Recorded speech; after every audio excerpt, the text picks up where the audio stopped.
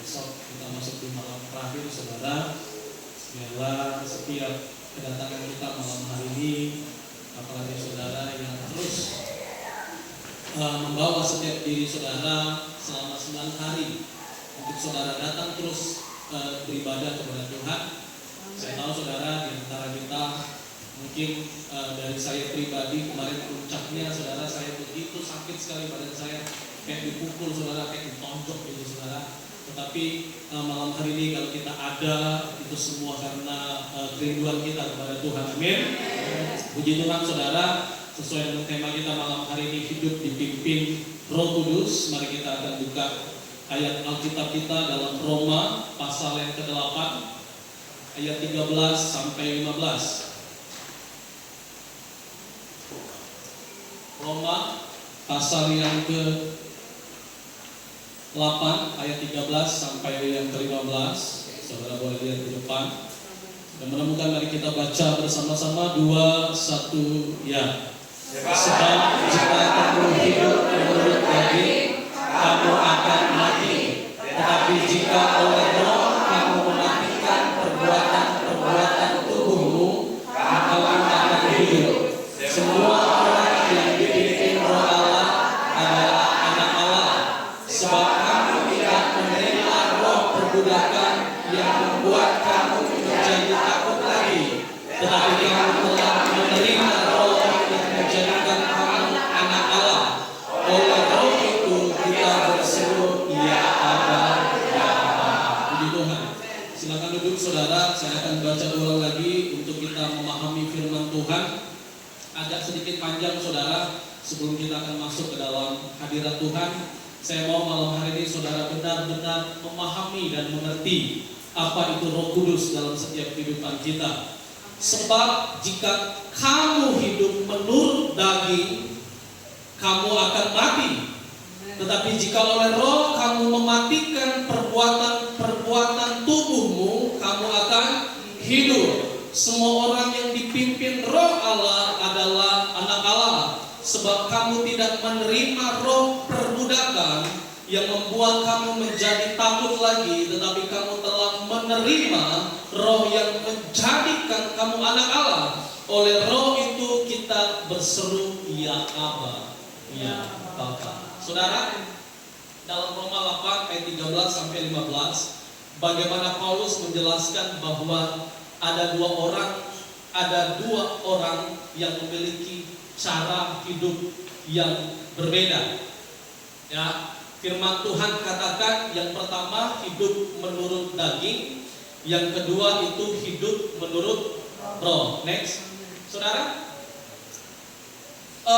hidup menurut daging dan hidup menurut roh itu, keduanya itu menghasilkan tujuan yang berbeda. Katakan menghasilkan tujuan yang berbeda. Malam kemarin saudara, Om Noel sudah bahas ini. Sepertinya kebetulan sekali saudara, ayatnya sama sekali. Ya, firman Tuhan yang dibahas sama sekali saudara. Tetapi saya tahu ini adalah pekerjaan Roh Kudus untuk membuat saya dan saudara semakin memahami. Amen. Ada dua cara saudara orang hidup di dalam dunia ini. Yang pertama hidup menurut daging, yang kedua itu hidup menurut roh. Dan kedua orang ini saudara, ketika mereka hidup menurut daging dan hidup menurut roh, itu memiliki tujuan dan hasilnya berbeda. Firman Tuhan katakan, jika kamu hidup menurut daging, kamu akan, halo lebih kuat lagi, jika kamu hidup menurut daging, kamu akan mati. Saudara, hidup menurut daging itu akan membawa kita kepada kematian. Kematian yang dimaksud adalah bukan kematian secara tubuh jasmani kita, tetapi di sini dikatakan kematian secara rohani.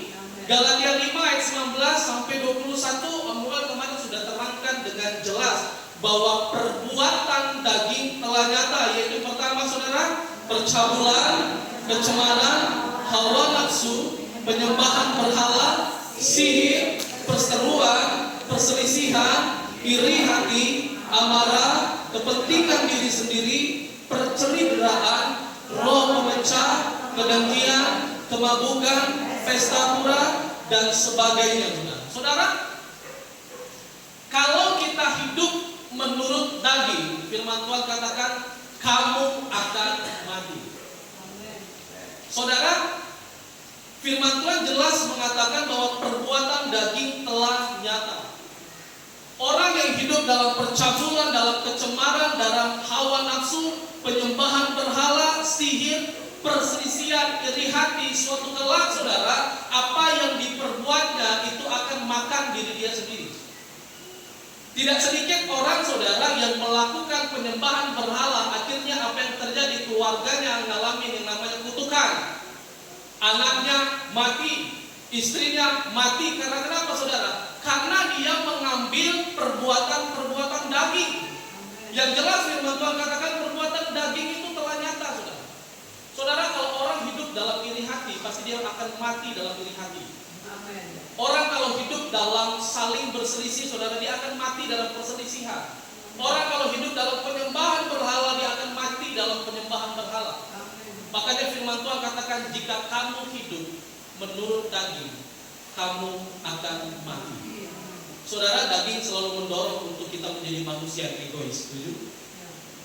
Daging selalu mendorong kita untuk menjadi manusia yang terus berbuat dosa, yang hidup dalam hawa nafsu, kepahitan, kesombongan, dan pemberontakan kepada Tuhan. Sehingga saudara, Paulus menerangkan, saudara, ada dua cara orang hidup. Hidup menurut daging dan hidup menurut roh. Sedangkan firman Tuhan berbalik, saudara. Orang yang hidup menurut roh, jika kamu hidup dipimpin oleh Roh Kudus, kamu akan apa? Halo, kamu akan apa? Hidup. Kenapa hidup, saudara? 9 buah roh itu ada dalam hidup kita. Ada kasih, ada sukacita. Ada orang, saudara, yang gajinya sebulan cuma 2 juta. Tapi karena dia hidup dipimpin Roh Kudus, ada sukacita. Ada damai sejahtera. Ya, ada kelemah lembutan, ada kesabaran, ada kesetiaan, saudara, ada penguasaan diri. Artinya apa, saudara? Hidup menurut roh itu tidak berbicara tentang materi yang kita miliki, tetapi hidup menurut roh itu bagaimana 9 buah roh itu bekerja dalam setiap kehidupan saya dan saudara. Amen. Makanya firman Tuhan katakan, jika kamu hidup dipimpin oleh roh, kamu akan hidup. Amen. Next, saudara, lihat contoh Alkitab. Beberapa contoh Alkitab. Salomo jatuh karena mengikuti hawa nafsu. Ini, saudara, perbuatan daging nyata, saudara. Salomo bukan orang sembarangan. Dia adalah seorang raja, tetapi Salomo jatuh karena mengikuti hawa nafsu. Yang kedua, Yudas. Yudas jatuh karena apa, saudara? Halo? Yudas jatuh karena apa? Karena cinta uang. Yang ketiga, Saul jatuh karena apa? Karena iri hati. Lot jatuh karena apa, saudara? Karena keinginan mata. Waktu dia memandang kepada lembah Yordan, dan di sekeliling lembah Yordan ada kota-kota Sodom, dia mulai tertarik untuk tinggal di situ. Dan yang terakhir, bangsa Israel jatuh karena apa? Saudara, saya rasa 5 hal ini, saudara, sudah menjelaskan bahwa kalau saudara hidup dalam daging, saudara akan hancur. 5 tokoh Alkitab ini, saudara, sudah menjelaskan. Salomo hidup dalam hawa nafsu, Yudas cinta akan uang, Saul hidup dalam iri hati, Lot karena keinginan matanya, dan bangsa Israel hidup dalam penyembahan berhala. Dan saudara bisa perhatikan baik-baik bahwa hati-hati. Firman Tuhan katakan, hiduplah dipimpin oleh Roh Kudus supaya kamu hidup. Amin. Amin. Saudara ngerasain berbeda tidak? 9 hari saudara sudah datang beribadah kepada Tuhan. Tidak mungkin saudara tidak punya perubahan. Amin. Kalau kita nurutin daging, capek, sudah capek sekali. Saya punya kesaksian, saudara. 3 hari ini, saudara, saya itu capek sekali karena ngajar les, langsung datang ke gereja, makanya saya suka telat, saudara. Pulang lagi ke Kimbal naik motor, dan tadi malam, saudara, suka cita saya ini lagi penuh sekali walaupun badan capek, saudara. Waktu saya naik motor, ya berempat, saudara, kami. Kalau 3 itu kan boti, kalau 4 berarti bopat, ya. Ya, berempat, saudara. Tiba-tiba waktu mau masuk ke SMM, di situ kan ada lubang, saudara. Tiba-tiba ada mobil carry ngebut saudara, dia masuk di lubang itu. Tiba-tiba itu air itu saudara nyemburin ke saya. Kami semua kena air, ceras. Ini saya biasanya emosinya paling luar saudara. Kalau ini air saudara, dia di depan udah muncul semua, basah semua kami saudara.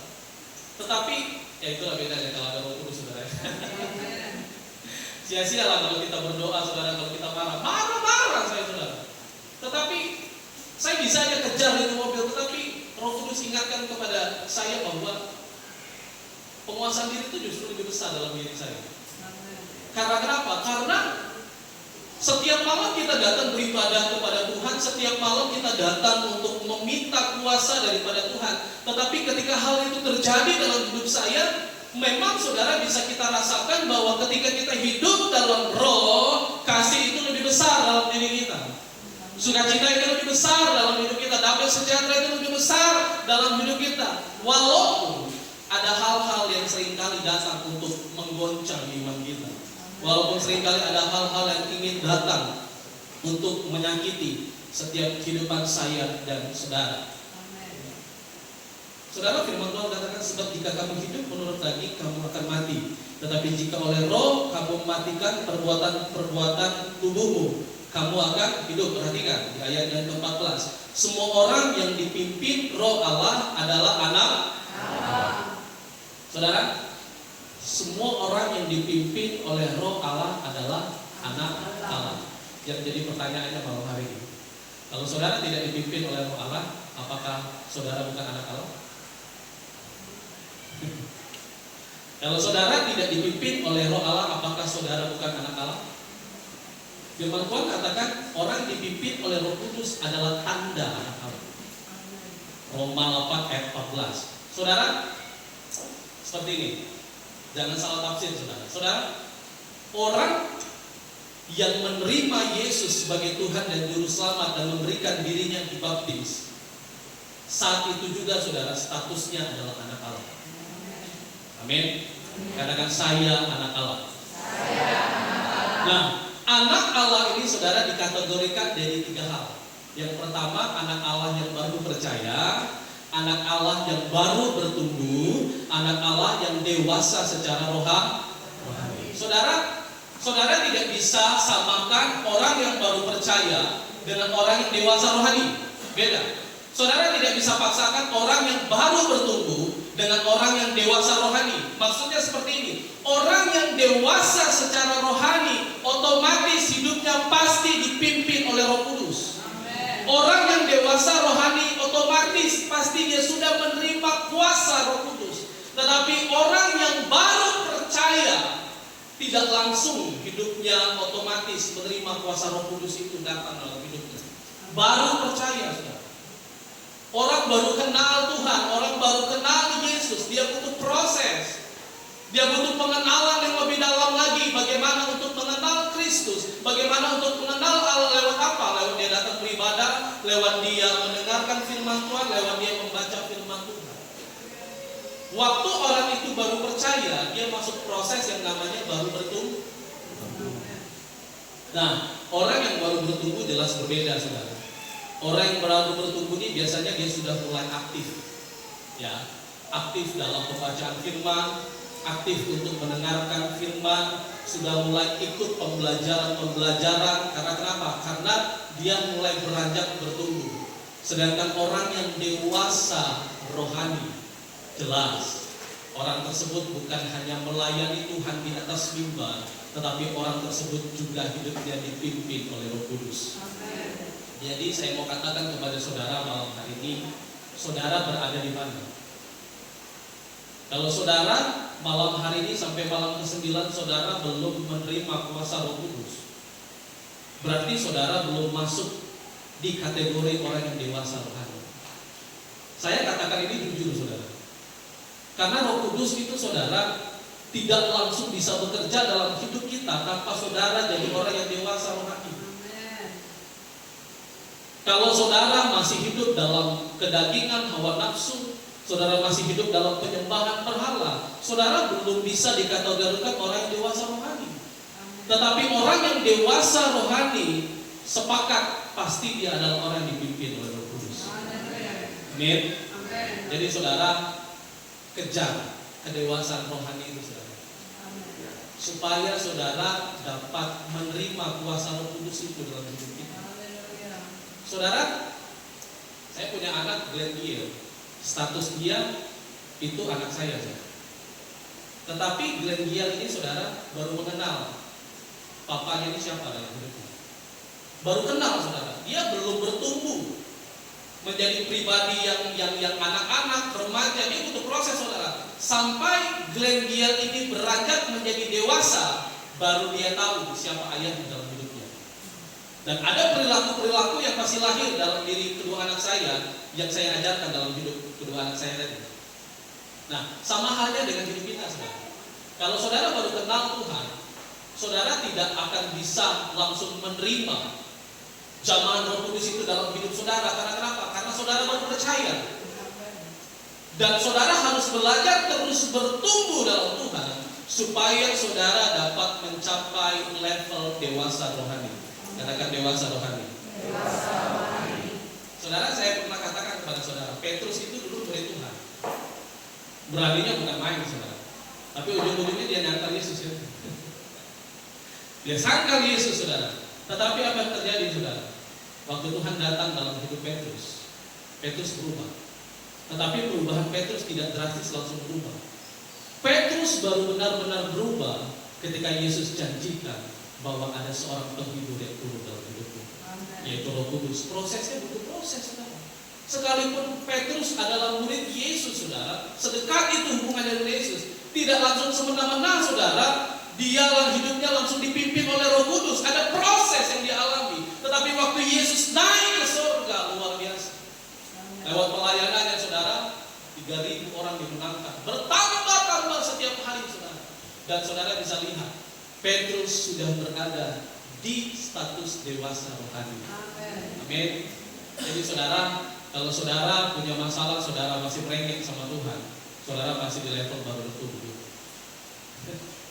Tapi kalau saudara punya masalah, saudara tidak ingat-ingat lagi masalah itu walaupun sakit, saudara serahkan sama Tuhan, berarti saudara sudah berada di level dewasa rohani. Amen. Karena kenapa? Dan orang yang dewasa rohani adalah orang yang dipimpin Roh Kudus, adalah tanda anak Allah. Next, yang ketiga saudara, Roh Kudus membebaskan kita dari perbudakan ketakutan. Di ayat ke-15 saudara di sana dikatakan, sebab kamu tidak menerima roh perbudakan yang membuat kamu menjadi takut lagi, tetapi kamu telah menerima roh yang menjadikan apa saudara? Kamu anak Allah. Oleh roh itu kita berseru apa saudara? Ya Aba, ya Bapa. Saudara perhatikan baik-baik, sebab kamu tidak menerima roh perbudakan yang membuat kamu menjadi takut lagi. Orang yang hidupnya dipimpin oleh Roh Kudus tidak akan mengalami yang namanya ketakutan. Orang yang dipimpin oleh Roh Kudus, hidupnya saudara tidak akan mengalami namanya roh perbudakan, sehingga saudara hidup dalam ketakutan, kekhawatiran setiap hari. Karena kenapa? Karena orang yang dipimpin oleh Roh Kudus adalah orang yang menerima kekuatan yang daripada Tuhan. Sebab Allah saudara tidak memberikan kepada kita roh ketakutan, melainkan roh yang membangkitkan kekuatan, kasih dan ketertiban. Sehingga apa saudara, firman Tuhan katakan di kalimat yang terakhir, tetapi kamu telah menerima roh yang menjadikan kamu anak Allah. Oleh roh itu kita berseru ya Allah ya Bapa. Saudara, status kita ini anak Allah. Anak Allah itu saudara, kalau datang kepada bapaknya, dia panggil pasti Abba, Bapa, ya Abba ya Bapa. Artinya apa saudara? Kita ini status kita anak Allah. Waktu saudara panggil Bapa, waktu saudara panggil Yesus, di situ Yesus hadir dalam hidup. Jadi saudara, malam hari ini apapun status kita, mau baru percaya, mau baru bertumbuh, mau sudah dewasa rohani sekalipun, waktu saudara panggil Bapa, waktu saudara panggil Yesus, saudara akan layak menerima kuasa itu dalam hidup saudara. Amen. Asalkan apa saudara? Asalkan saudara tadi hidup dalam roh. Matiin dulu saudara keinginan daging saudara. Tidak mudah saudara. Saudara terbiasa ngomong kotor, saudara minta Tuhan jamah Roh Kudus, Tuhan jamah Roh Kudus, tidak bisa. Saudara baru ngomong kotor minta jawaban Roh Kudus tidak bisa. Saudara butuh proses dulu. Saudara minta dipenuhkan Roh Kudus baru nonton porno, minta dipenuhi Roh Kudus nggak bisa. Ada prosesnya, saudara. Ada pemberesan yang saudara harus beresin dulu sampai saudara layak menerima urapan Roh Kudus dalam hidup saudara. Petrus diproses dulu habis-habisan sampai dia layak menerima Roh Kudus. Hidup kita pun juga sama, saudara. Kita diproses oleh Tuhan sampai saudara temukan Roh Kudus dalam hidupmu. Dan ketika Roh Kudus bekerja, firman Tuhan katakan, jangan hanya sekedar hidup dalam Roh, tetapi hidupmu juga harus dipimpin oleh Roh Kudus. Makanya saudara, kemarin katakan, orang yang dipenuhkan Roh Kudus, dipimpin oleh Roh Kudus. Roh Kudus itu akan membawa kepada saudara hidup dalam kebenaran. Amin. Jadi saudara, jangan sia-siakan kedatangan saudara malam hari ini kepada Tuhan. Sebab apa? Sebab status kita semuanya sama, anak Allah. Katakan sama-sama, saya anak Allah. Yang menentukan cuma dua hal. Saudara hidup dalam daging atau saudara hidup dalam roh. Tapi kalau saudara masih hidup dalam daging, terus berusaha saudara. Untuk saudara hidup dalam roh, supaya 9 buah roh itu dapat bekerja dalam setiap kehidupan kita. Jadi saudara nantikan kuasa Roh Kudus bekerja dalam hidupmu. Saudara tidak usah terlalu fokus dengan bahasa rohnya. Ya, ada orang datang ke gereja karena doa 10 malam yang diinjak bahasa rohnya. Jadi kadang-kadang saudara orang yang berbahasa roh itu dibuat-buat itu kadang-kadang kelihatan banget. Ada bisa kelihatan saudara. Yang dibuat-buat dengan lahir dari Roh Kudus itu berbeda sekali. Jadi saudara jangan kejar bahasa-bahasa lain lagi. Gara-gara dia bahasa China, dia ngomong juga bahasa China. Gara-gara sebelah bahasa Arab, dia ngomong juga bahasa Arab. Itu saudara. Mengambil sama Tuhan. Ya. Jadi saudara jangan tutup bahasanya. Baru, saya menerima Roh Kudus. Badan saya bergetar, saya baru menerima Roh Kudus. No. Tetapi saudara malam hari ini pastikan hatimu dulu datang sama Tuhan. Jangan pendengaranmu yang kau dengar sama kiri kananmu, dengan hatimu sama Tuhan. Firman Tuhan katakan kalau engkau mau datang kepadaku, kasihilah Tuhan Allahmu dengan waktu engkau datang menyembah kepada Tuhan, Tuhan itu roh. Saudara tidak bisa datang dengan logikamu, saudara tidak bisa datang dengan perasaanmu, tapi sembahlah Tuhan lewat roh dan kebenaran. Makanya saudara, Tuhan itu tidak terlihat. Makanya saudara harus pakai hati saudara. Bilang kepada kiri kanan bawa hatimu kepada Tuhan. Amin. Jadi saudara malam hari ini jangan sia-siakan kedatanganmu bersama Tuhan. Sudah malam ke-9 saudara. Saudara harus temukan urapan Roh Kudus itu menjamah hidupmu. Saudara harus temukan suara Tuhan berbicara dalam telingamu. Saudara harus temukan suara Tuhan lahir dalam hatimu. Dan itu adalah Roh Kudus yang bekerja dalam hidupmu. Jadi saudara malam hari ini pastikan jangan kejar bahasanya. Jangan kejar buat saudara badan saudara tubuh bergetar. Tapi kejarlah saudara Roh Kudus itu. Roh Kudus itu berbagai macam saudara. Dia bisa berbicara dalam hati saudara. Dia bisa berbicara dalam pikiran saudara. Dia bisa bekerja lewat apapun yang saudara kerjakan kepada Tuhan malam hari ini. Oleh sebab itu saudara, mari kita datang kepada Tuhan. Bawa hatimu kepada Tuhan. Serahkan setiap kehidupanmu kepada Tuhan. Kuduskan, sucikan setiap kehidupan kita malam hari ini, supaya Tuhan boleh menjamah setiap kehidupan kita.